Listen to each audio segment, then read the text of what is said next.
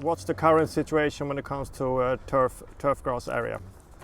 If we're talking research, unfortunately in Scandinavia and in Europe as a whole, it's been degrading for the latest 10 to 15 years. So there's a lot of prominent university that has closed down their turf science.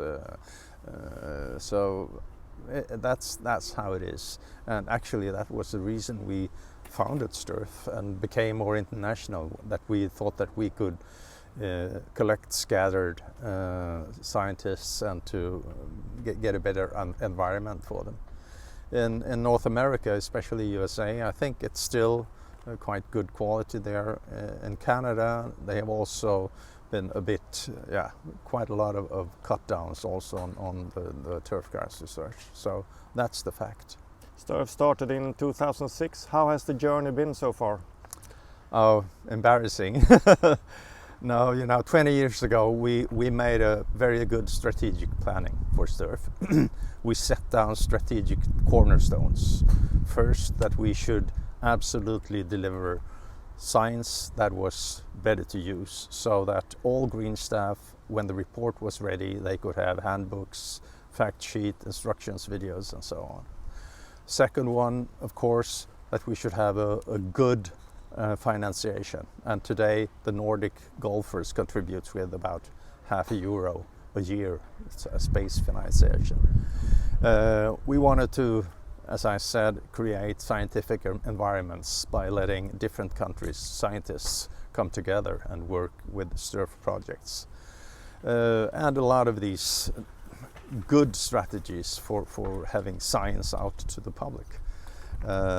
And we also made a vision that 2025 we should be the leading excellence center in turfgrass in the world. And I'm embarrassed to say, I think that's what happened. If we are listening to companies like BASF, Syngenta, etc., if we're listening to the large golf organizations, or R&A, USJ, FEGA, and also a lot of scientists around the world, they consider Sterf to be the global center of excellence in turfgrass research. So I think it's very nice to hear that. And also, if we're talking about science or research for sport, Sterf is regarded as a textbook in how to make a function of a foundation for supporting sport science. So yeah, I'm very satisfied. Together with the RNA and the USJ, you are investing roughly 8 million Swedish crowns in new ideas on turfgrass. What's the status on this? The status, that's gone very fast, because that also is a remnant from the strategy to cooperate that Sterf has. So about 8 months ago, we contacted R&A and we contacted USJ and bluntly spelled the question that, are you interested in forming an organization or whatever to be able to finance and run projects by international level, so we can make large problem-solving projects? And they said, yes, it's very interesting. And now for 8 months we've been working, having a lot of meetings and negotiations. And just before summer here, we launched the International Turfgrass Science Initiative.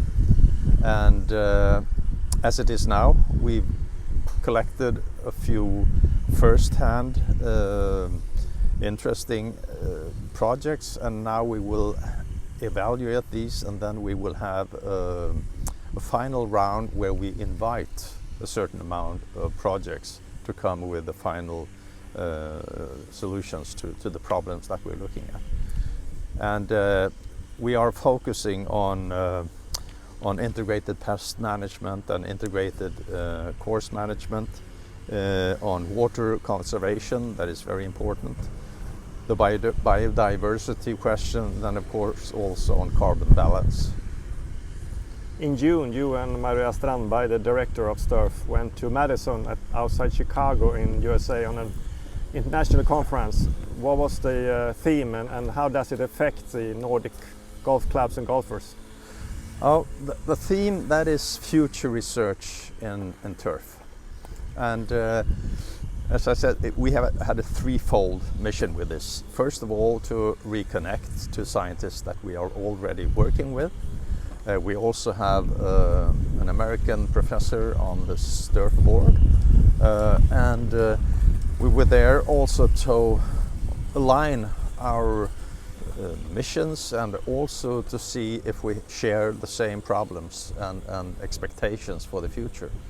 And that is something that we really can say, that with climate change we have a whole lot of common problems. So now I think it's really the time to try to make global solutions. If we're talking water, if we're talking heavy rainstorms or droughts or whatever. We also have a lot of mutual diseases. For example, in Scandinavia 5 years ago dollar spot didn't exist, but now we have that, and everyone said that's not impossible, but that's due to climate change. So we were very concerned that perhaps it still was a bit different in our problem perspective, but that's not so. And then the other hand was also to market the initiative for global turfgrass research and to get North American scientists to apply for funds. And then of course also to get to know and try to make contacts between American scientists and European ones. So it was very nice because we see that all of us thinks that cooperation, that's the way forward, because we need much more money into research to be able to solve the problems. Analytic greenkeeping is a word expression that is used more and more often. What is that exactly? Oh, it's the same. Analytical greenkeeping. It's like know your own body. If you know your own body, you know what to do when it malfunctions. So the thing behind it is that you should make a complete survey over your golf course, not just at one or two spots, but preferably looking at every greens, looking at the fairways, examining chemical status, physical status, and collect as much data as possible. And then when you have that, you are able to do the right measures to get a better quality. Today, I must say that there are clubs that are spending fortunes on mumbo jumbo products that won't help your golf course grow. Instead, by making a good analysis, you can, and that costs a bit of course, but you will really save it up in the long run because you will have the right measures. And also when you do this, you can collect data, and thereby you can use, for example, AI, artificial intelligence, to create databases and expert systems that will help your greenkeeper and superintendent to make the right choices. And for example, the Swedish Golf Federation and their consultants, they have made a very nice app which takes care of this, both gathering the inputs and also presenting and so on. So I think this is something that every golf club in the future will have to do, because now the environment is changing so rapidly, so you can't rely on old knowledge. So how do Nordic golf clubs meet tomorrow's challenges, and what can Sterf contribute? I think that all golf clubs now must adapt to the climate change, and they must create resilience against climatic change. And that means both on the course, but also when it comes to, for example, having agreements with the communities, how to take care of surface water and so on. There's a whole lot of things that you must do. And also you must really have the latest input of knowledge, because now, for example, if we are talking diseases, you can't rely on the measures that you used to take 15 years ago. There are totally new diseases that are coming up. So I think a good question is to all superintendents and chairmen of the golf clubs is, do you really survey what knowledge you have? For example, in the Scandinavian countries or in Europe or in the world, you can go into Sterf's website and get the absolute latest knowledge. For example, in pests, in water conversation, and yeah, name it. So I think that you must be really up on your toes to get the latest news to be able to get a good quality golf course. That's what I think is crucial.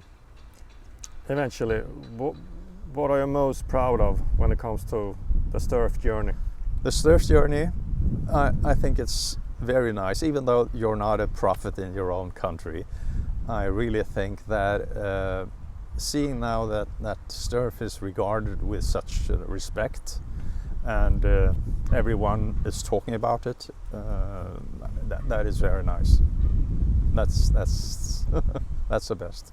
Thank you and good luck. Oh, thank you.